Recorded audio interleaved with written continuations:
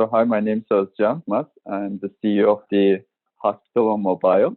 I am a fellow at Howard Brain Science Foundation. I live in Menlo Park, California. I've been a healthcare entrepreneur for the last 8, 9 years. I founded my first startup in Istanbul. It was remote heart monitoring. And my second startup was in Paris. It was about in dental and middle ear imaging. We developed a technology to replace X-ray. After learning a lot from medical hardware and smart wearables, for me, the best way to develop a technology that we could create an impact should be in digital health. So since 2016, I've been in digital health and working heavily to develop technologies to monitor vital signs and predict diseases. My first project was for startup built Hospital Mobile, and Hospital Mobile's first project is migraine AI. And then with the COVID in April 2020, we also developed a new product for infectious disease prediction, Virologic IO. More specifically, we developed it for COVID prediction. But in between, while developing all these technologies, also it enables us to understand some other diseases, especially mental health, and then kind of neurological diseases. So now we are running studies with Harvard, Rochester University, and Stanford heavily. We are partnered with Georgetown and Oxford University as well. An interesting fact about me previously, I was an extreme athlete. So I competed nationally, or I was a national champion also in 6 different branches. I was a high altitude solo free winter climber. So it means I use only ice axe to climb. And the reason I'm a healthcare entrepreneur actually was because of one of my accidents. I was trying to break a world record, and I stuck on about 12,000 feet. And nobody could rescue me for about 3 days. Then it becomes my, let's say, the biggest turn point in my life, because after that, I decided to dedicate my whole life to create technologies to help people versus to work only my selfishness, or let's say my own success. Now we are using smartphones, and people like my mom, they can read just Googling the challenging technical things and all these details. But here, what we can do, people like my mom, they can use a phone, they can call. And if you develop a technology simple enough, they just press one button, and then it takes the information, read the information from your body, analyze it, and give you a result, tell you what you should do. Now, you don't need to worry about knowing everything, or finding the best expert, or being super rich to have access to this kind of resources.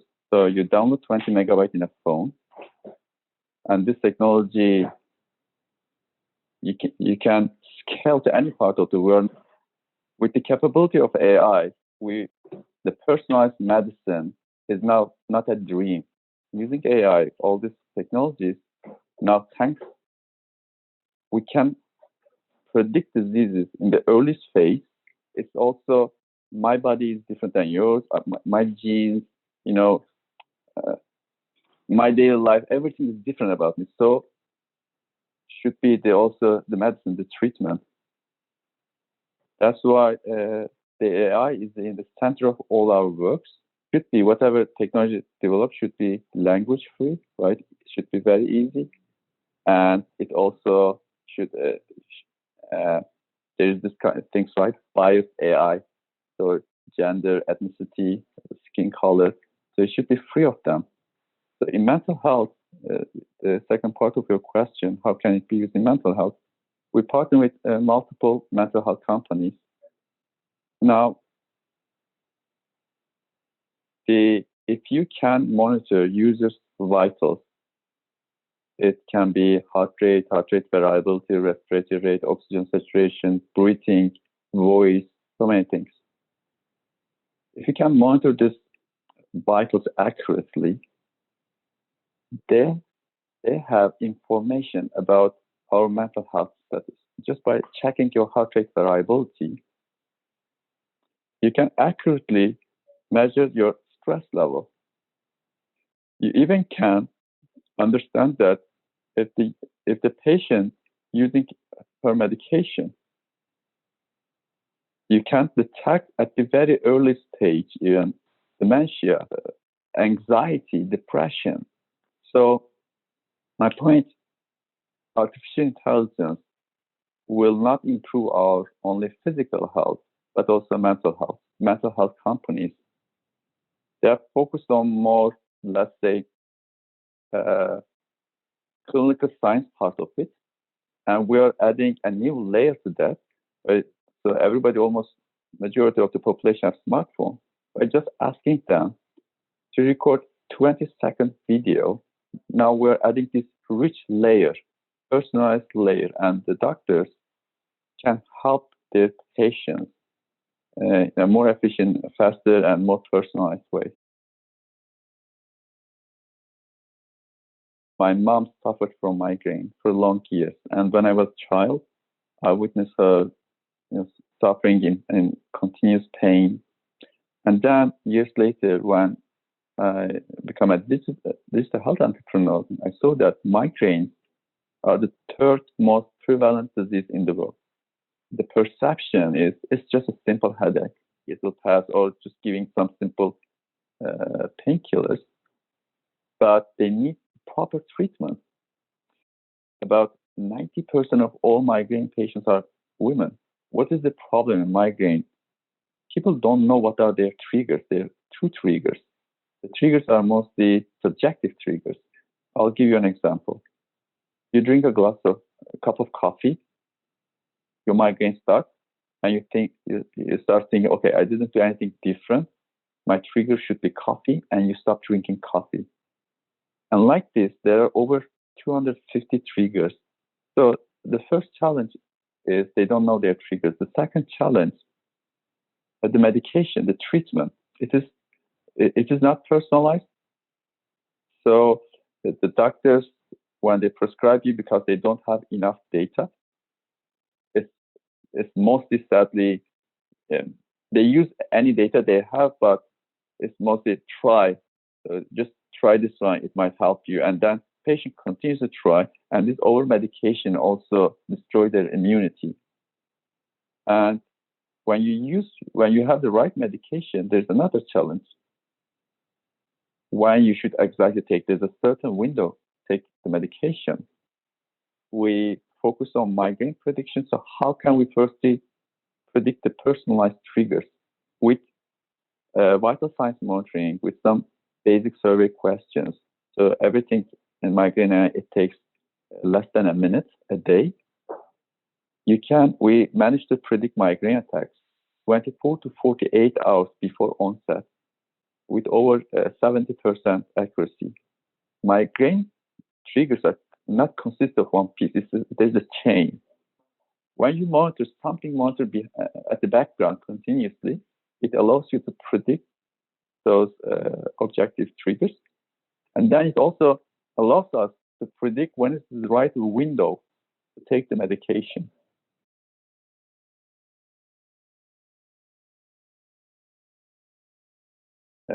I'm not a doctor, and I didn't have medical training and education. But let me give you an example. In 90s, the surgeons they decided to analyze how the Formula One pilots and the team crew works, because in seconds, for example, they change tires, they fix everything, and the car gets into the race again. Then they saw that they can take some of the parts, how that team works, and integrate into the surgeries.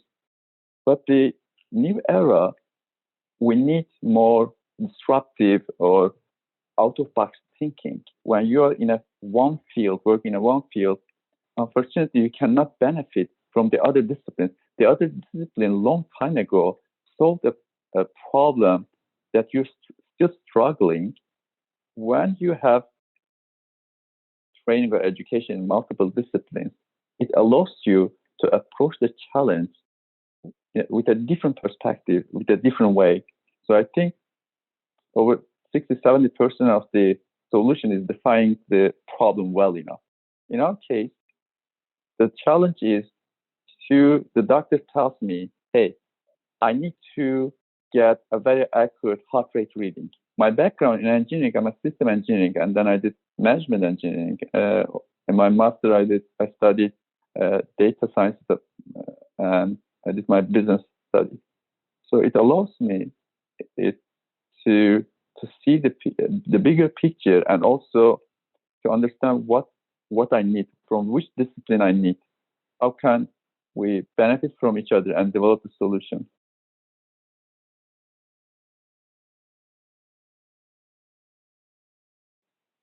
God, Nifty inspired me so much. I couldn't believe that such a guy could exist.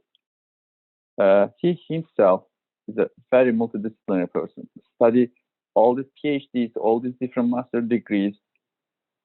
He knew before founding the foundation, knew that the brain sciences, the fixing or finding a solution for neuroscience requires the collaboration of multiple disciplines. Just neuroscientists alone cannot solve it.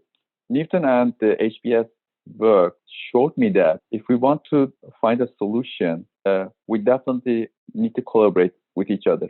And then I saw that the foundation, there are not only neuroscientists, but there's so many AI engineers. They're entrepreneurs. Our work, we started collaborating with Rochester University and Stanford, and we started a study for Alzheimer early detection and personalized treatment. Whole Brain Science Foundation, by partnering with them, we can reach, because it's a kind of a pool of all these multidisciplinary people, great scientists. It's not only from, let's say, Europe, America, from different parts of the world. And by collaborating with them, it accelerates our studies. It accelerates our understanding. When we did the migraine study, we collaborate with the HBSF. They also open their resources to us. The work you are doing and the work we are doing might seem a little bit different, because the work most HBSF do is the core brain. You're developing this chip, putting in the brain, and the work we are doing is smartphone.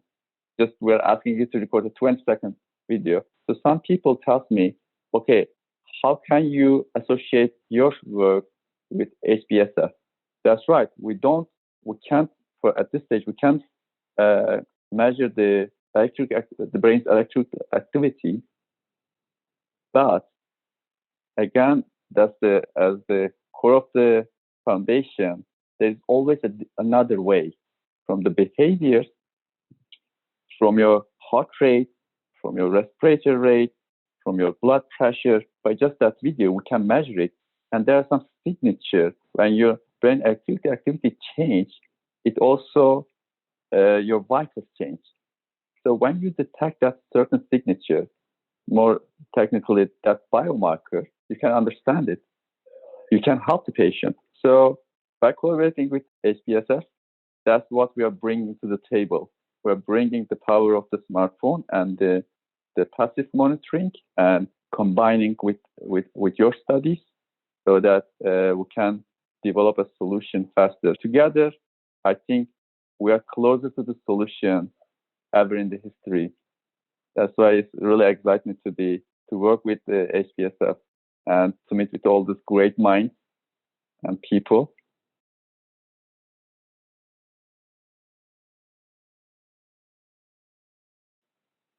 Considering my previous background, I was working in NATO, So I was responsible of 5 to 15 years manning planning. And then I was an extreme athlete. And now I'm a healthcare entrepreneur. In all parts of our life, it can be in our business or personal life, we actually all have the capability to overcome challenges or succeed in anything we want. I think the first value or the first thing we all need to have, and we can carry it from our other experience to our new ventures, is the motivation, okay, the belief that we can do it. We just need to spend time. Nobody knew everything without studying, without investing time, without working. So first, we shouldn't be motivated because we don't have a background in that. I think biggest part of my success comes from my extreme sports. 2 times during my skydive, my parachute didn't open. I just turned. There was a problem with my parachute, and I couldn't open. And I struggled to open until there was 5 seconds left to hit the ground. Now, here, what I carry from that experience to my entrepreneurial life, don't panic. Okay? Whatever you do, if you panic, you're losing time. It doesn't contribute to solution. Be calm, okay, and evaluate the surrounding, the problem, and then based on your experience, the evaluation, make a decision. So most of the time, we're too late to make decisions.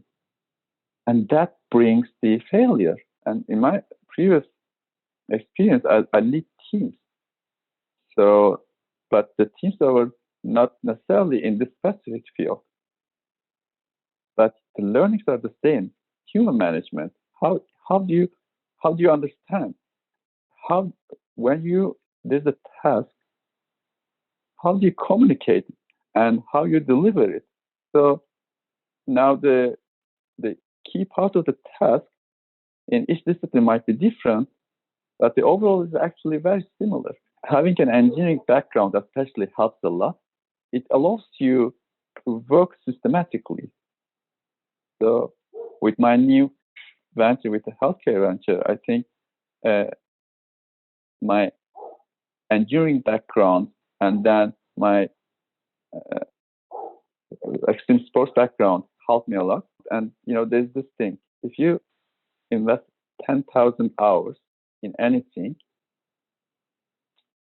you will be an expert. So it's just about the commitment and dedication. And we should never think that our previous learning won't help us in our new ventures. It always helps. I will be a little biased here because I know the work of HBSF and Newton's work.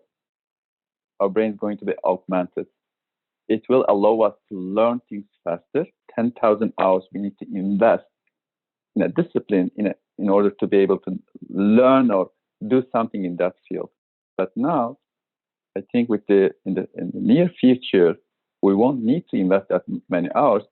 It will give us the opportunity to use that 10,000 hours for the solution instead of the learning. So I'm super excited. Also, the diseases.